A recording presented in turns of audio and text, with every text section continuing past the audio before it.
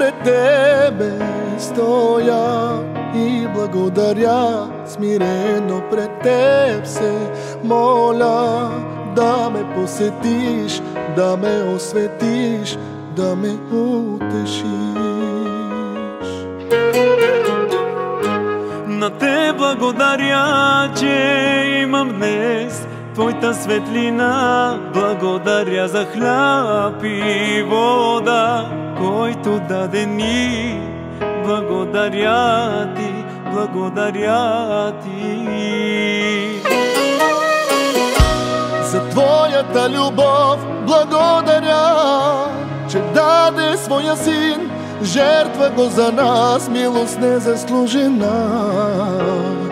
Имаме в Христа, за това благодаря.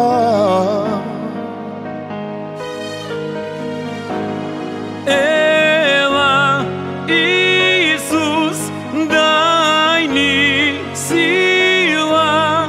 Ела, Йешуа, Емануил,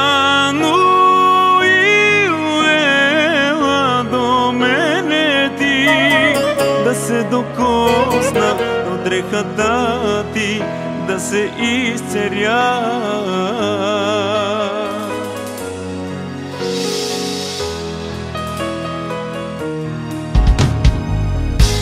Благодаря, че имам деца, дар от Тебе са. Благодаря, Исус, за мъдростта, за Словото Ти, за тази благодат, до Тебе да стоя. За Твоята любов благодаря, че даде Своя Син, жертва го за нас, милост незаслужена.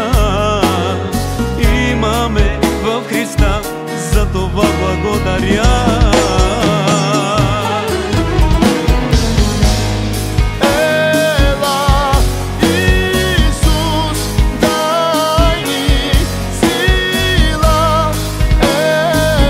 Уважаеми гости, добре дошли на сватбеното тържество на Любомир и Ивана.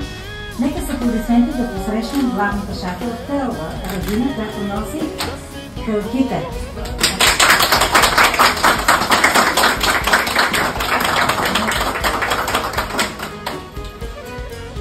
А сега този смел млад мъж, умен, красив, работлив. Това е Любомир, който днес ще дойде тук, ще каже своето да, воден от своите кумове.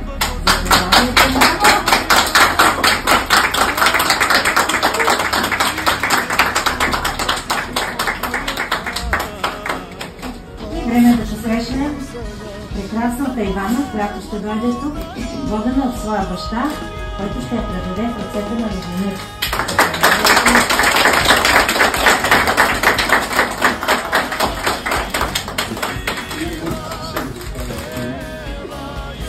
Браво, мъжка прегръдка, знаем декация.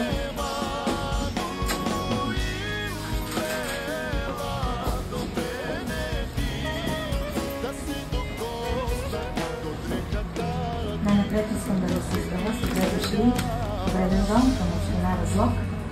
Бихте изявили пред държавата и обществото желанието си да сключите граждански брак и да се създадете семейство. Документите не са прегледани и уточнени, гражданският ви брак може да бъде сключен на законно основание. И за да бъде сключен гражданският ви брак, очевидно пред мен като длъжностно лице, присъствието на двама свидетели, които са пълнолетни, устно да потвърдите вашето съгласие.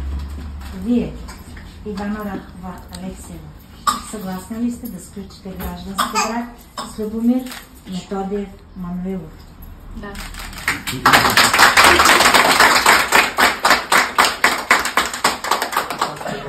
Вие, Любомир Методиев Мануилов, съгласен ли сте да сключите граждански брак с Ивана Радкова Алексиева? Да. Кумовете, убедени ли сте, че познавате достатъчно младоженците и че по своя воля са решили да сключат граждански брак? Да. Скъпи младоженци, актът ви за граждански брак е тук пред вас. Моля ви и вашите кумове да го подпишете. Заповядайте.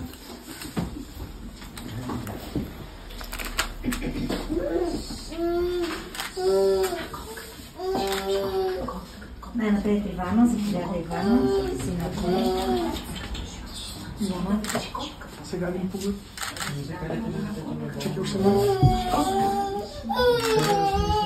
Добре.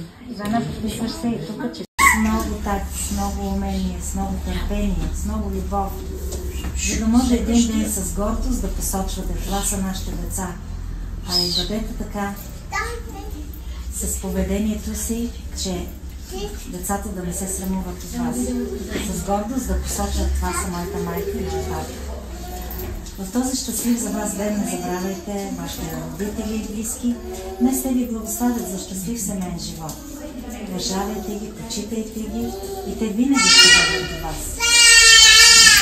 Искаме да знаят, че в живота няма да има само слънчеви дни. Ще има и бури, ще има и солени дни.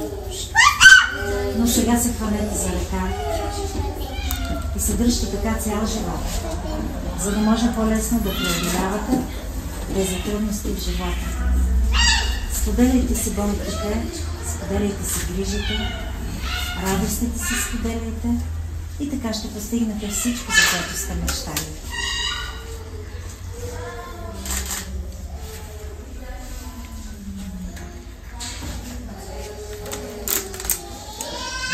Пръстен се дава за обич.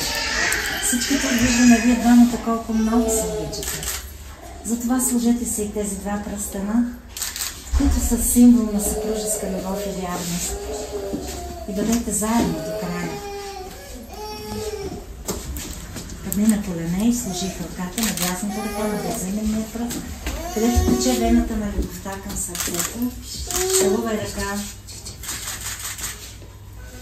Изправи се и я прежени.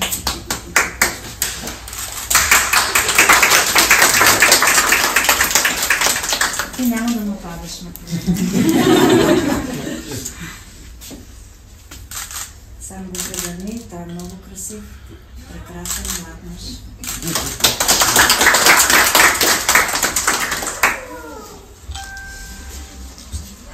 Ивана, днес нататък ти ставаш стопанка на свой нов дом.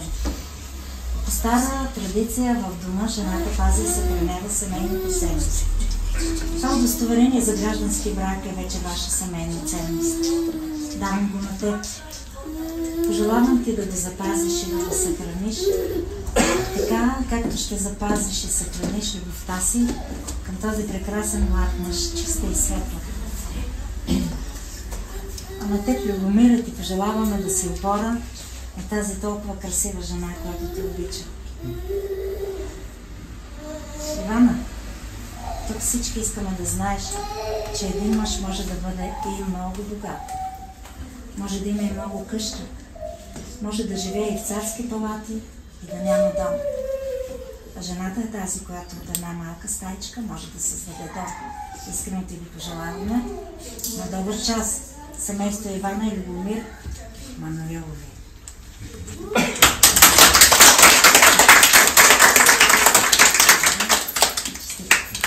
Да се казвате, честито коме. Давай по-високо да те снимам. По-високо давай. На кумовете желая дълъг живот, щастливо семейно наследство, да сте свидетели на още много радости в живота на младото семейство, да сте техни съветници.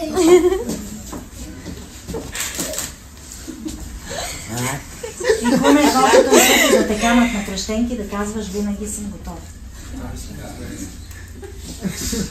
Сега майката.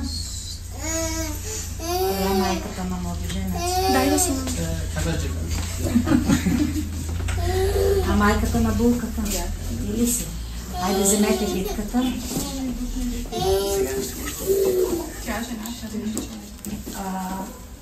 Запаковайте.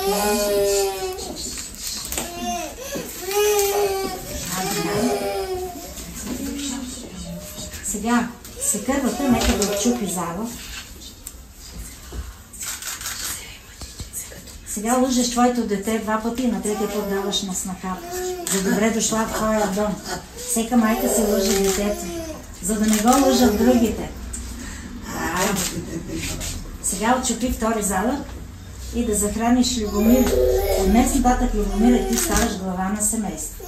Майка ти те захранва с пожелание да си жив и здрав, да си гледаш семейството, да си стожер в семейството, подкрепа. Майка ти вярва в теб.